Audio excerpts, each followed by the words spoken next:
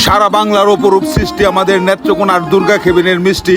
সুপ্রিয় দর্শক, এই যে দেখতে পাচ্ছেন খুব সুন্দর সুন্দর মিষ্টিগুলো, বিভিন্ন কালারের বিভিন্ন আইটেমের মিষ্টি রয়েছে। আর এই মিষ্টিগুলো দেখতে যেমনই সুন্দর, খেতেও ঠিক তেমনই মজাদার। কারণ হচ্ছে তারা নিজস্ব ফার্মের গরু থেকে উৎপাদিত দুধ দিয়ে তৈরি করে মিষ্টিগুলো, আর কারিগরের মাধ্যমে, সুদক্ষ কারিগরের মাধ্যমে মিষ্টিগুলো তৈরি করে থাকে।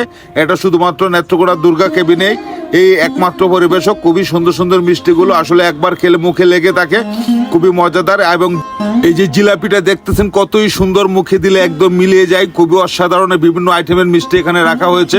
তো কোন মিষ্টির কি নাম সেটা অবশ্যই আপনাদেরকে জানাবো, তবে আমি এখন খাবো। আরে ভাই শর্মালা, এটা কি কইম ভাই, আমি মুখে দে তো ভাই, বুকা খাইতে গেছি, এত স্বাদ হয় নাকি?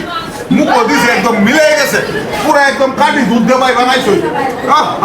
সুপ্রিয় দর্শক, কে কোথা থেকে ভিডিওটা দেখতেছেন, এই যে দেখেন কাটি একটা শর্মালাই, এটা একমাত্র দুর্গা কেবিনেই পাওয়া যাবে, আর কোথাও পাওয়া যাবে না। আপনারা চলে আসবেন, এই শর্মালাইটা একবার হলেও ট্রাই করে দেখবেন। ধন্যবাদ সবাইকে।